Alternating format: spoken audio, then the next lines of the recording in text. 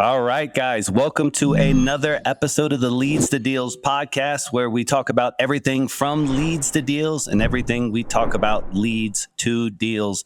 I'm honored to have here on the podcast somebody that I've known for a couple of years in the REI space, somebody that I look up to. Not only is he a tremendous visionary, which we're going to spend some time on that in this podcast today, but also he's somebody who's built a tremendous family. He's been married for 30 years, a father of 3 kids, animals, and he's made this weird impact in the industry that I'm starting to see reverberate. He is the founder, I believe, and at least CEO of Team Architects. So I want to welcome Steve Richards to the Leads to Deals podcast. Steve, thanks for coming on board.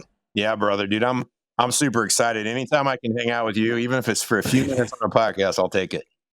Dude, it's I met you like when I was brand new to this REI space, and you just have this like vibe, this aura.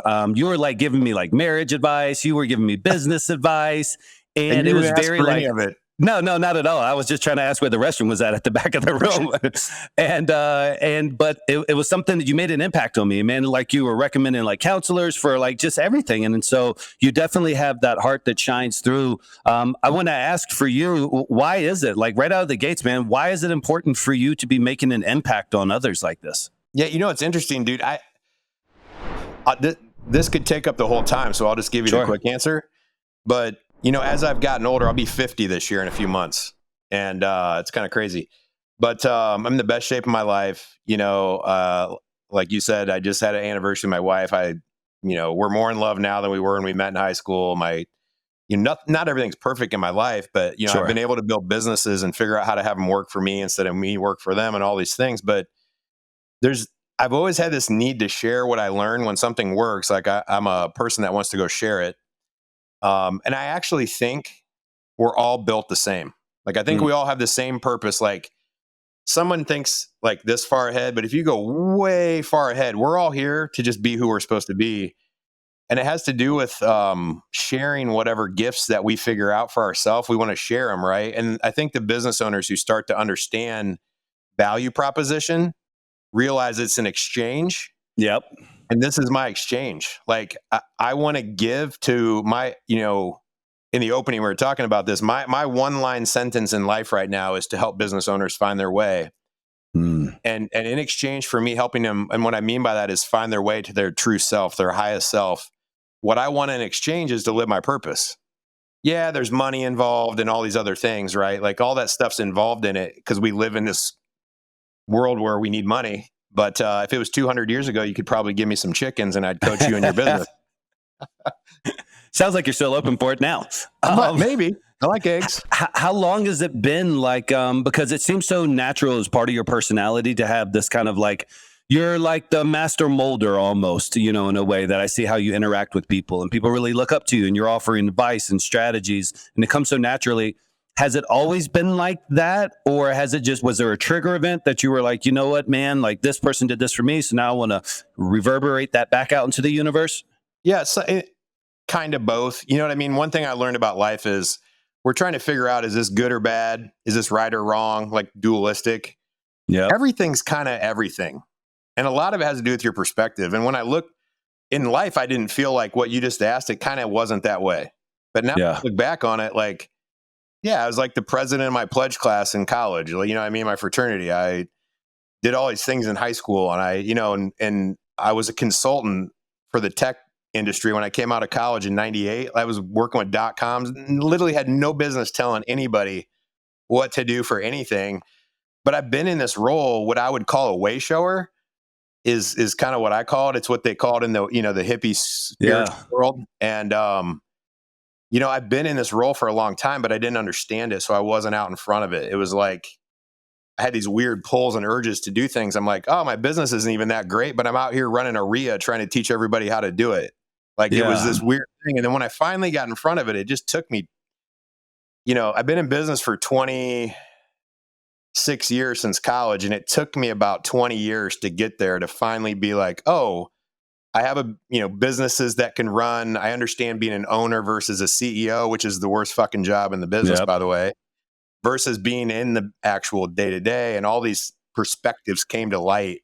So Yeah, I think it's my personality in general, but I haven't been proactive with it until these last 5 or 6 years. Do you think when you would have needed your advice the most, if you would have came into your life, would you have been receptive to it? Like, do you have to be receptive to it when you really need it? Would you have accepted your own advice? Like, I see you now, this person, but you couldn't have always, I know the DNA was there, but would you have even listened to yourself when you needed you the most? It's a great question because I'm in this like whole, like, I believe like life isn't like, I don't think there's synchronicity sometime. Like, when you go to the other side of town and you run into someone and you're like, oh, that was very synchronistic. What I realize now, and this is probably some people may call BS on this that are listening to this. Dude, if not all of it was synced, none of it could be synced. Yowzers. It would just be random bullshit when it happens to coincidence. So if anybody believes in synchronicity at all, so if you told me some shit that I wasn't ready to hear, it was the seed that got planted that was there when I needed it later. It doesn't matter if you tell me now or like, you know what I mean? Like, it all works out because all rivers lead to the ocean kind of stuff. Yes. It's like this real hippie shit, but like practically bringing the practicality of like spirituality into the business world, instead of taking all these business guys, like making them hippies that just want to like, sell all their shit and go work for the church for 40 grand. Yep. That's not what I want to do. I want to bring the practicality into the world, and I want to go make millions of dollars together and change things from the inside out. And so, I will, that's all said that. So it doesn't matter when the information comes, because if it comes at the right time, it'll push you where you need to go. If it comes at the wrong time, it'll push you away. And the second best place to be than there is over here. Because as long as you go one direction, it's easy to flip. I love it. It's just like when you guys are closing a seller. Yes. If they're wishy-washy, I can't do if they're like kind of reasonable, it's really hard to deal with them. Yep. They're like, I know my house is worth 200, but I want about 180. I'm like, fuck. Yeah, that's probably about what it's worth. Like, yeah. You're like the worst person. Tell me it's worth 400 because I can talk you out of that shit, real easy. For our listeners, and this ties into sales too, but I curious a guy like you, I feel like this is not fighting against the stream, but it's fighting against what's prevalent today, because the ego is so front and center on everybody who's a young entrepreneur today, and they have this tool that it should be a tool, but many times it's not an asset, it's a detractor, and that's that phone, and that's getting caught up in other people's lives and stuff. And so I say this to these young kids today, I say, oh man, I would love to be in your guys' shoes, from the fact that I think that there's some work ethic things that aren't there. But on the flip side of it, I would be petrified of the level of keeping up with the Joneses as it was in my era is nothing like it is today. And everything is so ego focused, and everything is so flash, everything, your resources, your time, your mental. And so is it that you're needed more than ever? Or are you finding it tougher than ever to try to speak to these kids? What's it like? Because you've been in the space now for a while. Yeah, dude, I can talk to anybody. Yeah. Like even the old lady, the 85-year-old smart lady at the bank, I can tell her she has a pretty blouse and she has a better day because of it. You know what I mean? Like, so yeah, I could help anybody. Those young kids, like, yeah, there's a lot to tell them, but here comes the boomer comment from the almost 50-year-old guy. Bro, if you don't have kids and you haven't been married and or divorced, and like, and you're not 35 and your body didn't change yet, where you found out that more cells are dying than are growing Amen. And you haven't ran a business, and you haven't had an employee steal from you, and you haven't had a client lie to you, like it, and you only came into the market when it was going up, like, you just don't know shit. Yeah. And so I'm most effective with a 7-figure business owner who found out money wasn't the thing, that we got to have it, but it's not the thing. Yes. It's not the answer. It's not the problem. It's just part of how it all works. And the more of it we have, the easier everything is, but it's a tool. Like, not everything's a fucking nail and money's a hammer, right? And so it's interesting that I resonate a lot better with business owners who have gotten over the hump of believing in themselves, who've had some ups and downs. And also because in my coaching, so in my CEO coaching that I do, dude, I'm more focused on helping guys get their hormones balanced and get their body back, and get a trainer and a nutritionist. And to your point, talk about marriage and their kids and like give them perspective. And so there is less levers to pull with the 25-year-old who's just, and also I give very different advice to them because, dude, we have to go do all the dumb shit that we do when we're 25 because that's what you do. Yeah. You can't rob them of that. So all of this comes back to this. And dude, I have always resonated so tightly with the way you operate, dude. Like Thank you. You know, and this is why I love you. And I bet this is going to like really hit home with you. There is nothing I can teach anyone that is better than something when I can raise their awareness. Wow. That's powerful. Cut that one. I'm going to invite you to consider something. Yes. Right? I'm going to invite you to consider something and you're going to be like, well, wait, fuck, what? Light bulb goes off and I'm like, less words on my part, more understanding on your part that way. Yeah. I love that, man. And for Team Architects who's making the impact, obviously, how long ago did Team Architects start? I know there's a whole journey behind it, but when did it actually start? 4.5 years ago. Okay. So you're what I consider a high-level communicator, an orator. Like you said, you can talk to the lady at the bank just as easy as you can talk to the CEO of a 10-figure business. With that being said, were you always this type of communicator? And is that how you started in sales? Did you have a sales background before you became an investor? Or was it like investor and then I met these guys and now I'm here? No, in fact, you know, I didn't have any sales jobs growing up. I don't have that story where I sold bubble gum at school that everybody has. I didn't sell lemonade I didn't have that in me. And I came out and I was consulting and I was really on the tech side. I was a SME. Like I was a subject matter expert that knew how all the tech worked.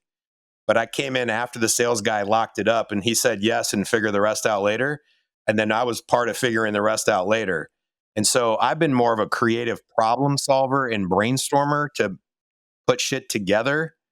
And so now how that manifests is like my two biggest gifts that I have where I can move energy the most with somebody. One is I can alchemize, I'll call it. That's a cool spiritual word. Yeah. Information into wisdom.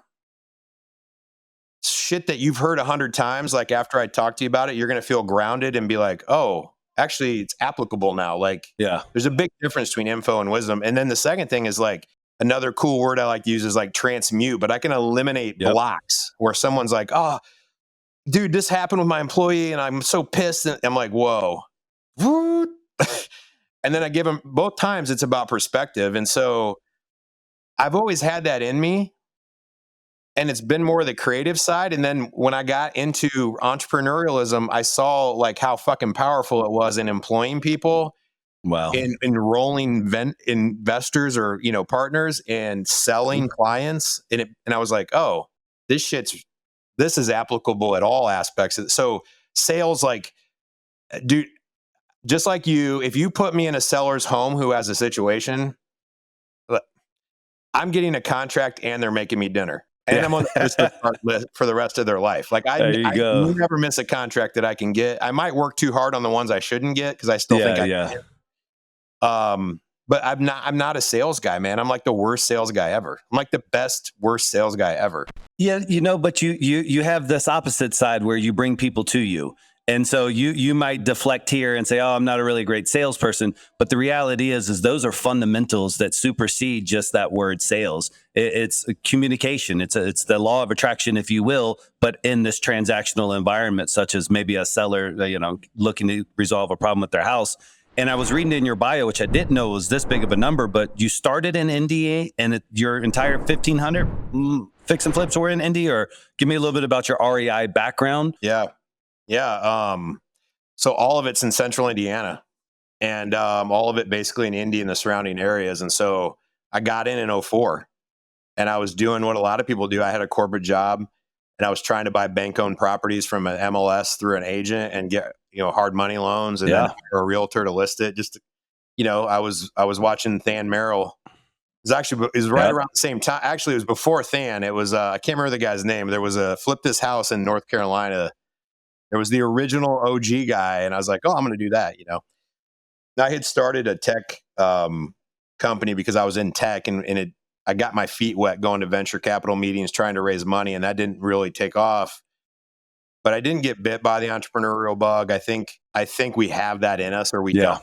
And it revealed itself because I remembered them. Like, oh yeah, I was around all these people getting venture capital in the startup world, and I'm like, you guys are dipshits, and these ideas are stupid. Like, I'll start my own idea. And then later I became the dipshit with a stupid idea to raise money.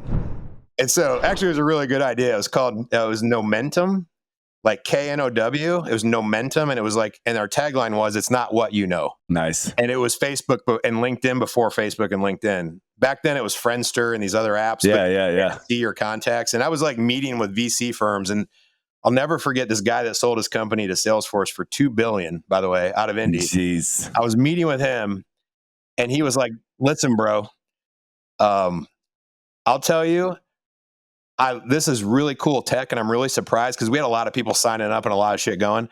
And he's like, but my sales guys spend their whole life curating their Rolodex. They're not going to put it online for everybody to see. They're not going to give I'm like, oh man, I remember walking out of there like a puppy, like, our idea sucks. Yeah. So anyway, so in 04, well, in 02, I got out, and I was at that point, I was like, ready. Are you still friends with the guy who sold for $2 billion? Did he stick around? I got his number in my phone. Did he stick around in Indy out of curiosity? Yeah, he still has a house here. Yeah. All right. Good for him. All right, keep on. Yeah, it was an email marketing company. It was an email marketing company, and now they're a dime a dozen, right? And so he was kind of like Constant Contact, but a little bit better. Yeah, I love it. All right, cool. So anyway, so you're in the flip game heavy. I go from 0 deals. I spent 3 or 4 months driving around every Saturday while I had a day job. I was a corporate executive, so it was a pretty good day job. But I spent not every evening, a couple evenings a week and every Saturday for months driving around making offers and not getting a deal until I had a lunch with a guy who worked with a wholesaler. And he's like, dude, I pull all these deals and I sell him 5 or 6 deals a month. And I'm like, well, how many do you find a month? He's like 8 or 10. I'm like, I'll take his sloppy seconds. What do I got to do? And he's like, well, I get the BAC, but he also pays me under the table on every deal. I'm like, oh, it's pay to play. Okay. And 6 months later, I'd got 5 flips going on. I got 2 rentals getting refied. I was like, boom. I'm like, I'm quitting my day job. I'm out. And I burnt the bridges. Good for you. And that was in 04. And we rode that wave until in 07, in that spring, it didn't bounce. There was no bounce back. And so we took all these houses. We had like 13 or 14 flips on the market that we had them timed to go on the market in the spring and sell. They weren't selling. And so we took them all to rent to owns. And so they went from sitting empty, losing money to like, now we're making money. We took all these deposits and it seemed great. That only lasted for a year because all the subprime mortgages were melting away. Yeah. And a year later, all of our rent to owns became rent to rents. I learned a lot about revolving lines of credit during that time. And they're supposed to revolve. Yeah. Turns out it's really weird. You control that part. I was like, I was really good at spending it. And then we actually financially made it through fine during that, but we pivoted into like, we have all these nicer houses, like these kind of like B+ properties for sale at 100 and whatever grand, but we sell them for 100. Instead of selling them for 125, we sell them for 150 on contract. We take $1,200 a month. And then I was like, wait, I can go buy $40,000 houses in Indy that rent for $800 a month. Like, this math is way better. Yeah. Pivoted. A year or two later, had in the thick of 08, I had 40 or 50 rentals of my own, and people started coming to me like, "Hey, help me with that." And so, from like 2010 to 2013, we did 400, 500 turnkey rentals. Wow, just fucking uphill, man. Like, I was the COO and CEO, of an investment company, a property management company, a construction company, and a brokerage, which is the worst idea ever to have me be the integrator of all those. And so at 2013, it was really interesting. I was running a RIA, like it just seemed like a great 7-figure business, like hundreds of flips, but I was becoming miserable. I was 39 and I was about ready to, it was 11 years ago. I was about ready to have the worst year of my life and I didn't know it. And, definitely drinking too much, not working out, just robbing Peter to pay Paul from construction business. You know what I mean? It's like, hey, who cares if we're losing money because we're making money over here? Like getting our ass handed to us in construction, partners with friends from college with no operating agreements. I mean, basically everything I advise against now. Yes, sir. Right. And so that's when the REITs came in heavy. And so real money was getting made. And one of the REITs that came in, Progress Residential, we helped them put their model together for Indy because they found out we were, kind of like a big deal there. And so that was eye-opening to me because we started having weekly meetings. We were doing rehabs, property management, and acquisitions for them. And I started seeing how a $1 billion company ran. They were a $1 billion REIT. And I was like, just kind of heartbroken because I was like, shit, they've got like a random person that's sitting on 30-minute, like they're like, hey, you have a call on Tuesday at noon with us. You better have the report to us by Monday at noon. Your meeting is 30 minutes. Everyone's 30 minutes late to my meetings. They don't even start on time. These are done in 30 minutes. And it's being ran by an MBA. Like, you know what I mean? Like, and they're like, bro, and you fuck up, it's out. Like, we'll just pull your contract. Like, there's 10 people behind you. We don't care if you're good. Like, so it was really interesting. I learned some lessons. Like, we would rent a house to a lady that one time that had life insurance, paid the whole year up in advance. My hustler mentality was like, bro, I just got a year's rent. They got pissed. They're like, she has no income. I'm like, she's got $1 million. They're like, she has $1 million now, but what happens at the end of the year when she's got no money? You just guaranteed vacancy for us. Wow. And what if she messes up the HOA because she's a shit show because her husband died and we can't throw her out because she prepaid? Like, that's a bad idea. They were like pissed. They're like, Deutsche is not going to want to see this lease because her income isn't 3 times, rents. Yeah. And I was like, oh yeah, details matter. There's systems and I started learning. At the same time, I went to a Infusionsoft conference and I got handed the book Traction in 2013 by this girl that I met. She's like, here, take this home. And I'm like, what is this? I've never heard of it. I read that book twice, gave it to my management team, and we were starting to install it. And we couldn't get out of chapter 1 because we couldn't agree on core values because they were like, what do you want? I would tell them. And they're like, our clients and employees aren't going to care. And I'm like, well, what do they want? And they would tell me. And I'm like, I don't care about that. And I'm like, I remember flippantly at lunch one day saying, and this is for everyone listening. Like, I know there's a lot of people that are in the grind on the way up that listen to this probably. Dude, I built someone else's business. Yeah. I did not want what I had, even though it seemed kind of baller. And that's when it came to me. I'm drinking too much. I'm asleep in my marriage, and we were fine, but we weren't like killing it. And I'm not paying attention to my kids as much as I should. I'm not going to the gym. I fucking hate rehabs. I don't like property management. Like, real estate agents annoy me, and I have 30 of them. Like, what? So many people are like raising their hand as you say each one of these bullet points in their life. Oh, every wholesaler that's like, oh, I think I can flip some of these to make more money. I'm like, I don't know. And then like, plus I could property manage. I'm like, because I have my license now. I'm like, no. So yeah. So anyway, that's kind of my whole history of up until that point. And I remember flippantly saying one day at lunch with my team that then I guess we're just going to have to get out of this business because we can't agree on core values and all these universe. Yeah.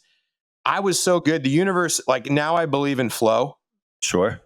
And I was so good at dodging flow and not paying attention to the signs. And I feel like God just at some point had to be like, God, bro, like, I have sent you, okay, here it comes. Like, SmackDown's coming. I'm like, you're not listening to anything I'm telling you. So like, here it comes. So shit started falling apart left and right, and I thought I had a graceful way to get out of the business and like just expire contracts and move them to my friends that managed and all these, and just start to say no sometimes. And it just all fell apart, and really, really rough year. But it was started a journey of that next year in 2014 to 2015. I had a nurse practitioner, a life coach, an Enneagram coach, a therapist, a counselor, a trainer in the gym. I got back in the gym. I had a guitar lesson coach with my daughter. I was going to golf lessons. I was like, I will pay anyone who will teach me something about myself because I'm not who I wanted to be, And then I reinvented after that and got it. And I decided to wholesale after that. And that's predominantly what we did. I've only known snippets of your story, Steve, and I see a lot of myself in you. And I hear these, dude, you're speaking all the language that I know myself and a lot of other high velocity individuals, I'll say. experience and feel and have to navigate. And one of the things that's really unique about my journey is I've only been in a couple of different mousetraps. And when I find a mousetrap that I find is profitable and it brings betterment to my life and those around me, I like to go all in on that.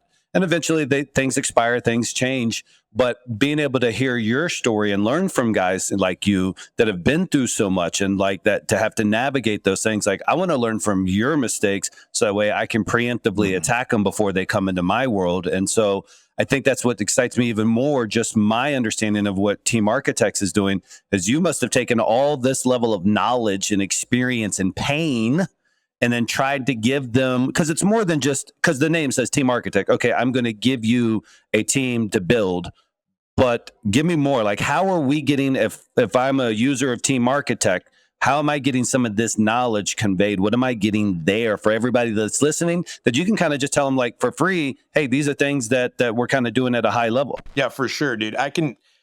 I'll tell you what we do, but first I'm going to tell you a little bit of the story and I'll make it like the summary version because I think it's going to be really helpful. The progression goes like this. When you try to first build a business, nobody teaches. First of all, even if you take entrepreneurism in college, I have a business degree and it didn't help me at all. Yeah. The only thing I cared about was accounting and business law, and I didn't even go to those classes. Yeah.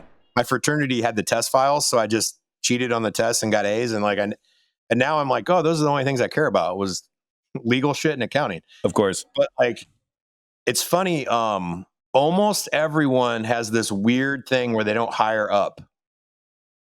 They hire where they think they're at, what they think they deserve. And we have a really fucked up view of ourselves sometimes. It's one of the most important things I do when I business coach is an audit and assessment. And this is why big companies pay like Price Waterhouse to come in and like audit. You can't audit yourself. Yep. So when you're trying to audit, I think I need to hire because I'm too busy.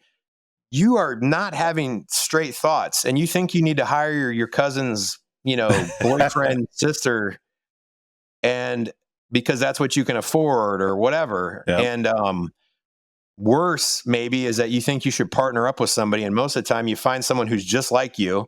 Mm-hmm. You both throw 50 grand or 100 grand in or whatever, you partner up, you do twice as much and you split it in half at the end of the year and you wind up with the same, except for now you have to get all your decisions blessed by some other person. And if you're not on the same page, which most people aren't, if you don't have complementary skills, there's no point in being a partner. Most partnerships are out of fear, and most employees are brought on like with good intentions but bad processes. And so, real quick, I'm going to ask you on the fear of hiring above them. Do you think it's just because they don't realize that there's that need to hire somebody above them because you don't know what you don't know, like you don't know what to ask for? Or do you think some of it's fear-based, like, oh, I would feel weird being the CEO and then having somebody in here who could really be in my job. He just doesn't have the money. What do you think holds people back? A couple things. One of them is the fear thing for sure. Like, I don't know. They don't think they can afford it, for one. You can't afford not to. Like, you have to be able to invest in about 90 days and you probably have to be willing to lose on it and do it again. So if you're hiring someone for 50 grand a year, you don't need 50 grand. You just need 4 grand a month for really 2 months. Like, you may not know that they're going to stick it out and work in the first 45 to 60 days, but if they're not working by day 45, like, amen, out, right? So you only need 8 grand, and if you can do it again, you're probably going to figure it out the second time, or at least make it good enough. Yeah. So what we want to do, and I'll talk about this in a minute, is stack the deck in your favor, because most employees aren't going to work out, and we can stack the deck that most will, but not all will, but most will, instead of most not working out, which is common, right? But to answer the rest of your question, I think the other thing is there's 2 other big things. One of them is people don't know what to do. And that's not inaccurate. Almost no one has had management training. And if they have, it's kind of like they got trained by the manager they had and it was a shitty manager. And so they hate managers. And most entrepreneurs don't want managers. They don't want to be a manager. They don't want to be corporate. They don't want to be structured. What we hate about corporate America is bureaucracy and drama and all that. But what's pretty good about corporate America is structure and job roles and training. And that's why you get a fucking check every 2 weeks mailed to you. like this when you're at corporate America, because there's some of that stuff really works. So it is pretty accurate when you feel like you don't know what to do because you're right. And so there's that. So getting prepared with systems, processes, job descriptions, and like it seems like overkill when you're the only one and you're like changing hats as if and documenting KPIs, and it doesn't seem like it's worthwhile, but it absolutely is. Yes.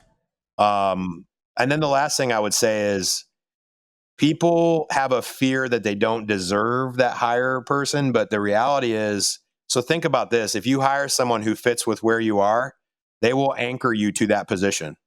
Mm. And if I hire someone who's already done what I'm trying to do, they will lift me up to that. And so when you hire the right acquisition person to take the Lamasu leads that you're getting, they will go close more of them than you ever have. Yeah. And if you're like, well, if they only close this out of this, well, you're a shitty sales guy, first of all. And second of all, you're doing 5 things. They're going to do one thing 100% of their time. So even if they're only half as good as you, they're still doing more output than you because they do it 100% of their time. And people are planning to fail with the employee. And what you need to do is plan to win. What could go wrong? I need to know what could go wrong, but what if it goes right? And so I think all those things, like I said before, everything is good or bad, day or night.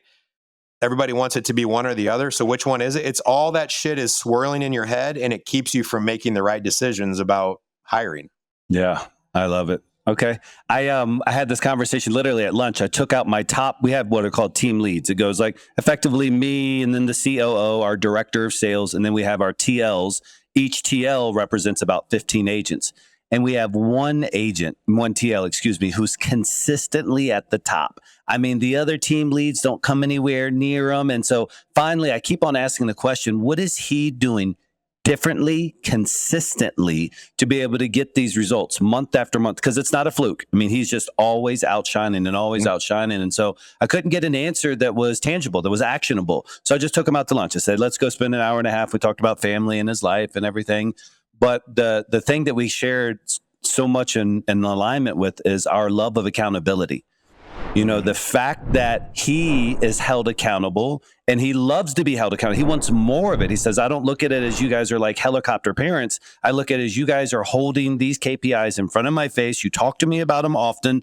I replicate that exact same thing. So our talk away, or the entire summary was more accountability with everybody else in the other teams, because they will, what do they say, that you'll rise to that standard that's set for you. And so that was a nice little lesson today, just in leadership from the other TLs of what we need to address on our end to make sure accountability is a little bit more culturally driven on the floor and not just pockets of it. 100%, dude. And what you just said, how could you hold anyone accountable if you don't know what the standards are?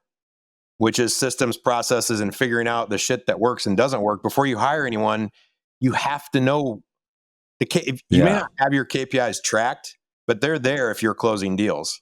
And if you don't take time to start documenting it, you can't do the math and come up with the standards. And there is no accountability without standards. Agree. So many golden nuggets here. So tell us about the team architects journey. Like, what is it they're going to get if they work with the team architects? Told you I'm the worst sales guy ever. So let's talk about the product. Okay. Just kidding. So here's the quick backstory and all of it kind of at once. Please. So we launched out with a better assessment. A lot of people have heard of DISC, maybe Colby, maybe even predictive index if you're more corporate or you've kind of advanced a little. But We've those used all it have here. 4 personality traits: ABCD, DISC. There's INFJ. There's the Myers-Briggs. There's all these different things. And so we actually started out working predictive index when my life flipped in 2015 as I started to rebuild the new business and realized what I did wrong before, that I was a hustler with helpers. And now I wanted to build a team that ran things. People were that was it. There is no way to scale a business without people. Amen. And you have no business bringing people on without systems, but first. So that's the tech, that's the stack: systems, people, management, leadership. Any 4 of those are missing, doesn't work. You can make progress, but it doesn't work right. It doesn't consider. Yes. That's when you get the ups and downs, right? And so we came in with this piece of saying, hey, I want to replicate what we were doing with 2 or 3 assessments, because we needed to not only look at personality traits, but cognition traits. So you might be extroverted and assertive, and DISC tells me you'd be a great sales guy, but I can't figure out why you don't quite understand what I'm talking about and why I trained you. And you're like, yeah, I got it. And then when it happened in real life and it wasn't quite what we talked about, you can't extrapolate into the other scenario and you zig when you should have zagged, and you come back and I'm like, what happened? And you're like, or you're a slow processor and you're driving home from an appointment and you're like, fuck, I should have said this, and it's 30 minutes too late.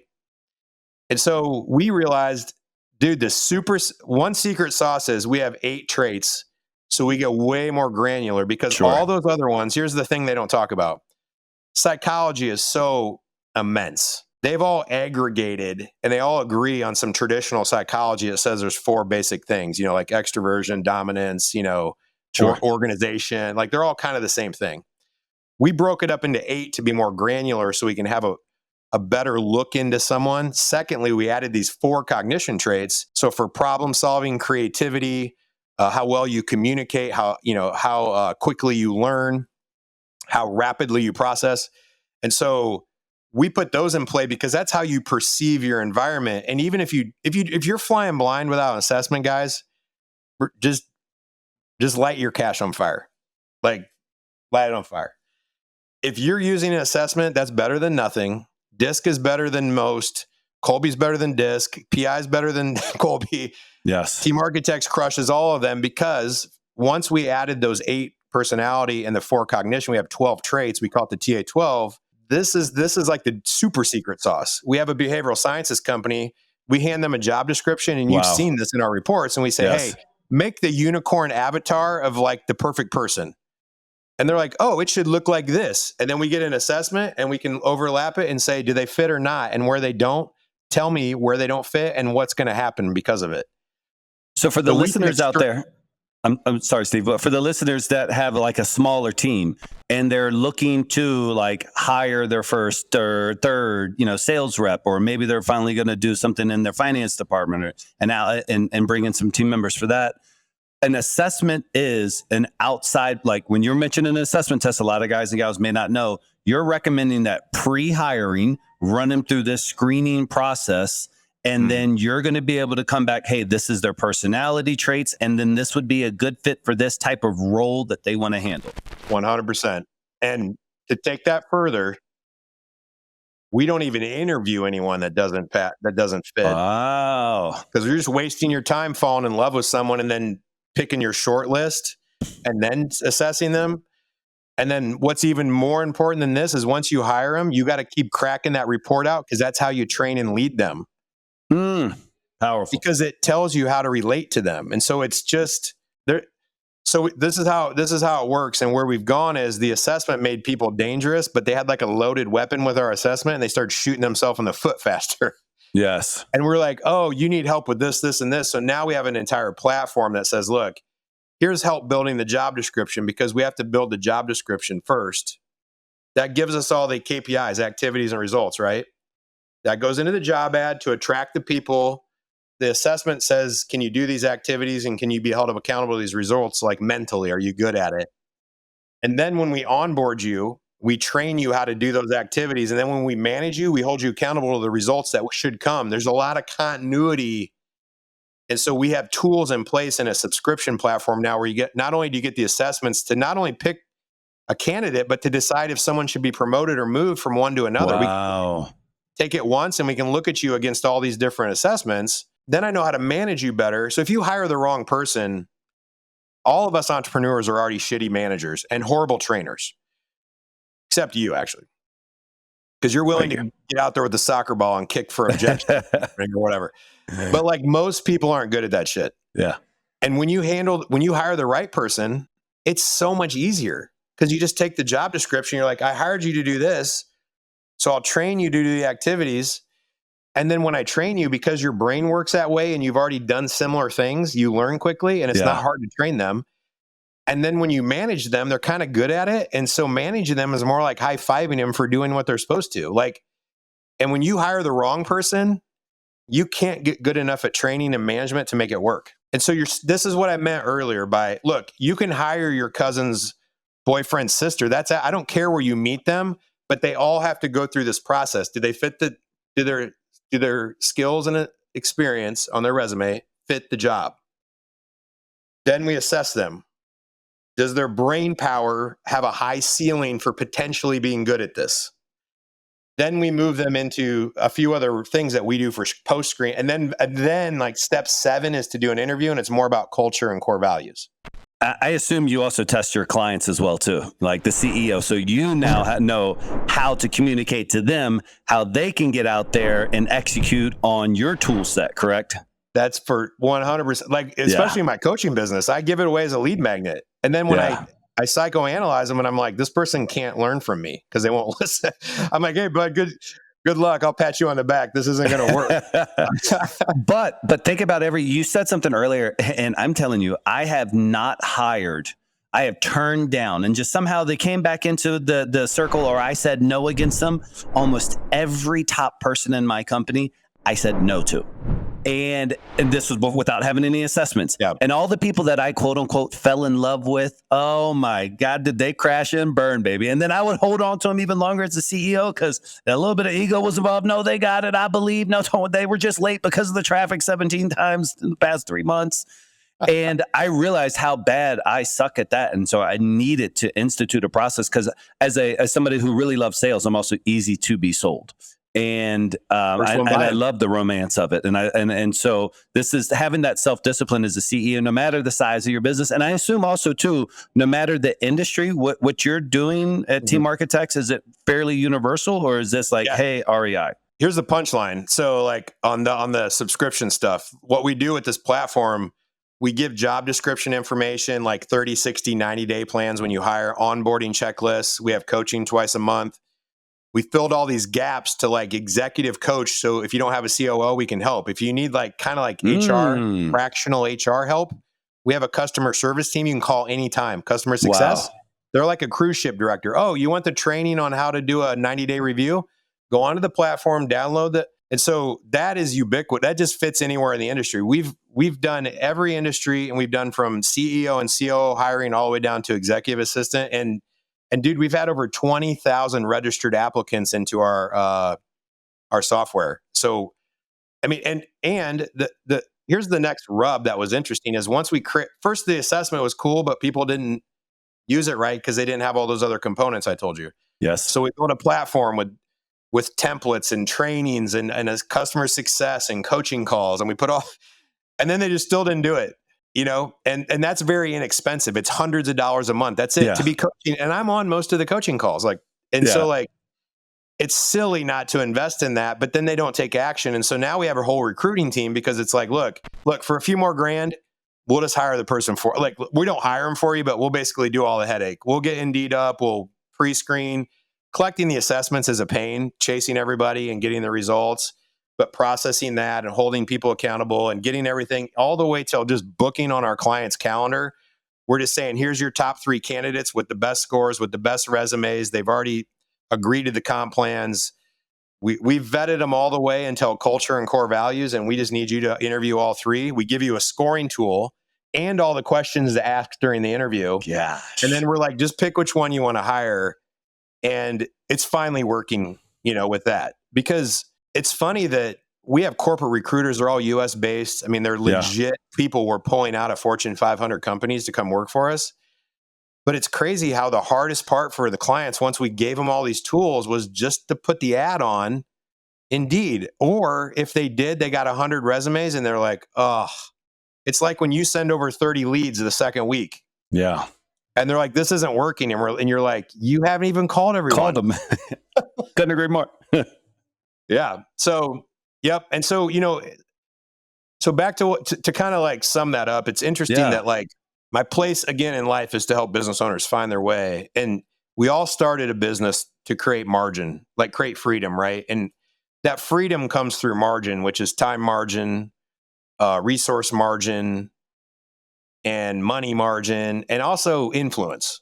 Because when you're winning with a multi-7-figure business, you get influence. And that's part of it, because opportunities come to you that normally wouldn't.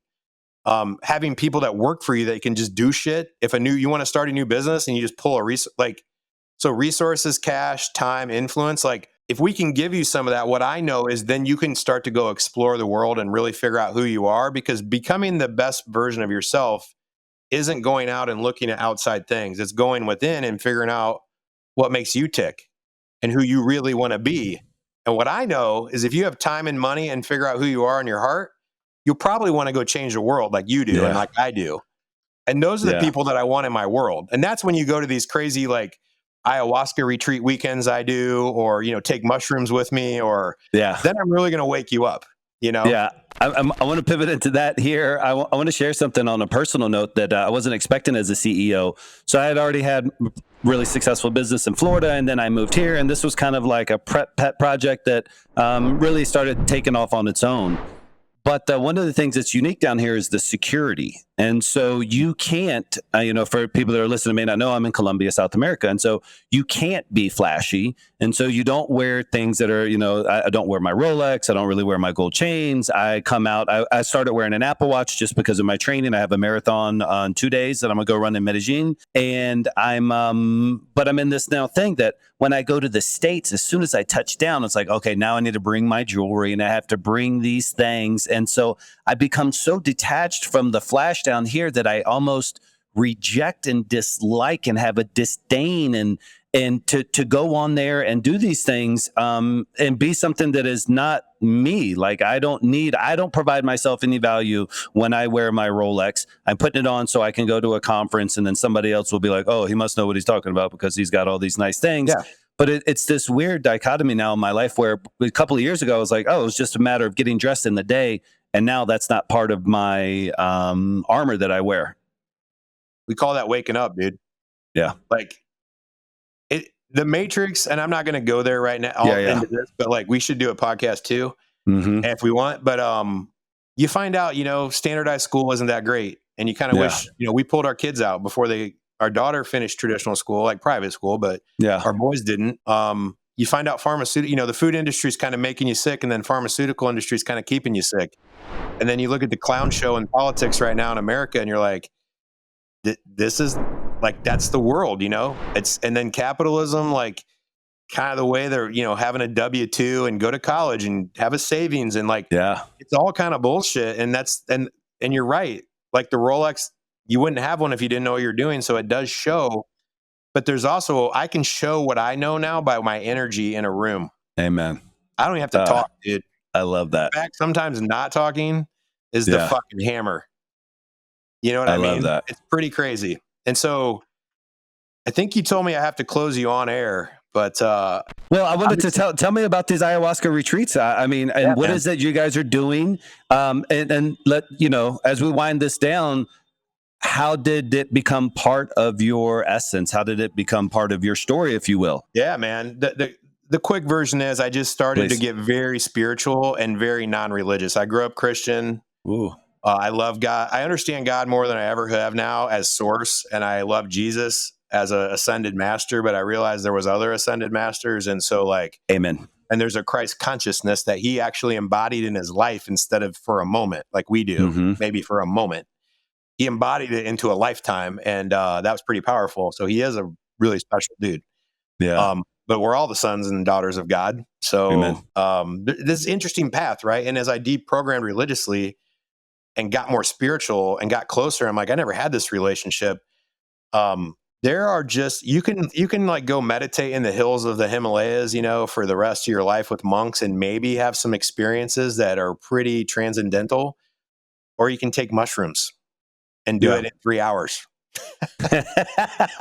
Or you can take ayahuasca and, technically and scientifically, like what it's doing is tripling the rate at which your serotonin receptors can uptake. And like, you can see things you don't normally see because we only see like 1 or 2 or 3% of like most of the light, right? Like dogs hear things we don't hear.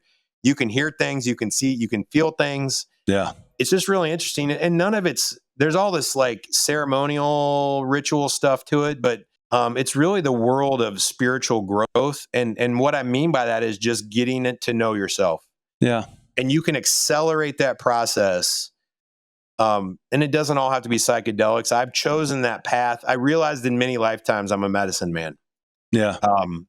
I woke up to it and I remembered, oh yeah, this is who I am. And so it unraveled for me. So I take people, there's a church in Austin where it's all legal, it's all insured. they're all medically backed and everything Nice. is super safe and it's not as expensive as people think. You don't have to go to Costa Rica for 2 weeks. Yeah.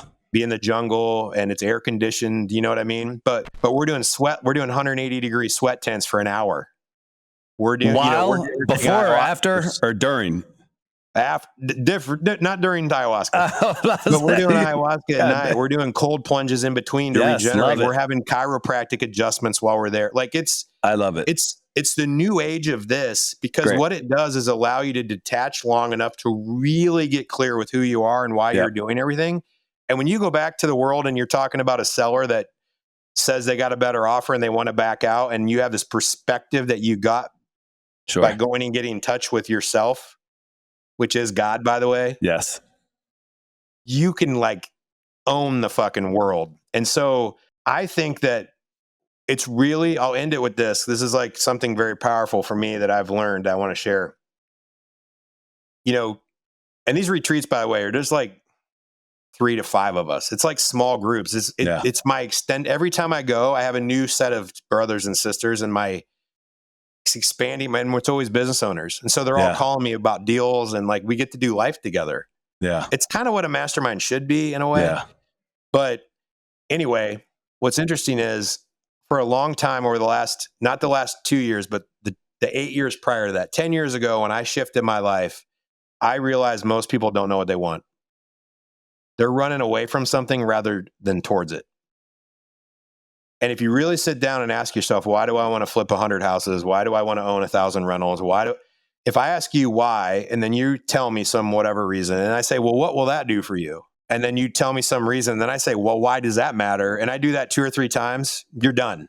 Yeah. You don't even know why, right? I know you know that. And it's nearly impossible to figure out what you want when you don't know who you are.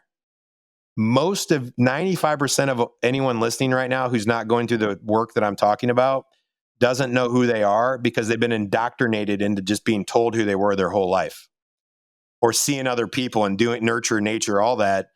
But when you figure out who you are, which takes 2 things. One is going up to see your higher self. What is the potential best version of you? And going all the way down into the shadow and poking holes in the darkness and being like, how did my parents fuck me up? Because they all did. Even if they're great people, they traumatized you. Yep. Even if it's little t. And once I do those 2 things and reconcile it, I know who I am. It's actually easy to figure out what I want. And so at the lowest level, if you want to hire your next acquisition agent, Team Architects is a no fucking brainer. Like, no brainer. If you have a 7-figure business and you're working more than 10 hours a week and you want a coach, like I can help with that too.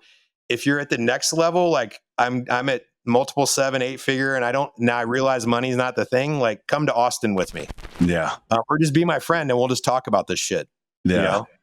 And that's what matters to me, is that we all progress and we get caught in the weeds, right? And we lose sight of what we're here to remember who we are and experience this life.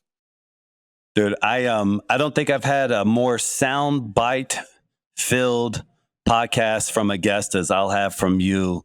And if nothing else, if it was just an audience of one and somehow this thing got corrupted and didn't make it out to the airways, what your journey was supposed to do as you woke up today, which is make an impact on another soul, to enlighten somebody, to give them inspiration, to give them vision.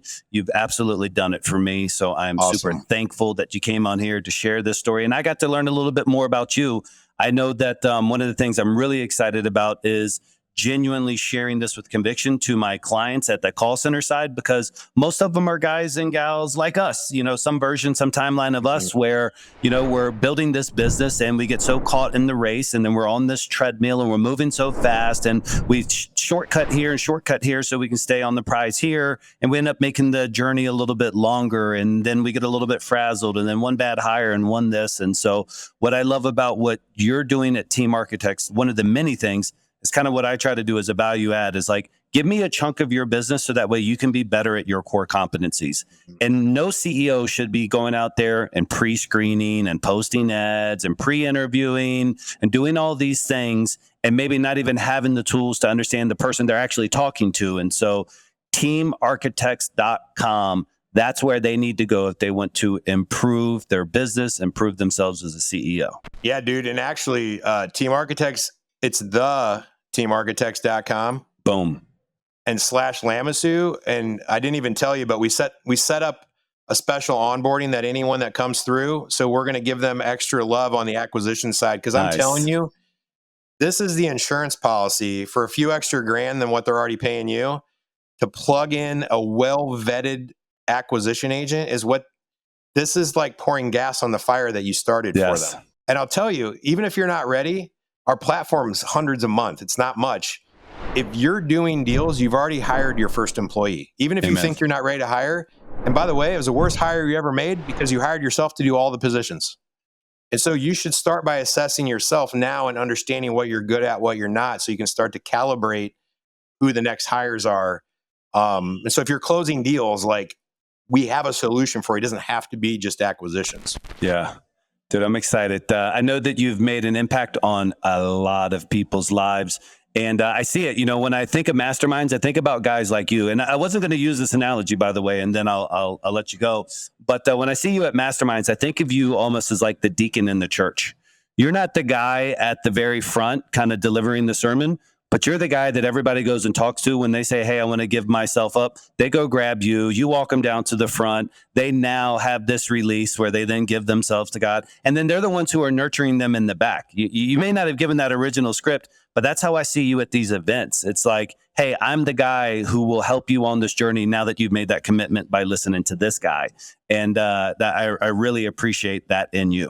Thanks, brother. Yeah, you're absolutely right. And the funny thing is at events, anyone who I've really touched and helped, when they're walking down the hall and they look over and I'm in the corner and I have someone pinned and we're one-on-one and they're like, it's going down. They just look at me like, yeah, I'm sitting here right now. I already know. Awesome. All right. So theteamarchitects.com /Lamassu, LAMASSU, guys, go on there. He's going to take extra special care of you. Steve, I'll send you a personal message here in a little bit, man. I'd love to learn a little bit more about even your CEO coaching. And, there's always room for growth, and especially this ayahuasca experience stuff. So hopefully brother. I'll see you, I guess, in Texas. Yeah, brother. Thank you. All right, man. It was a pleasure having you on. Thanks. Peace.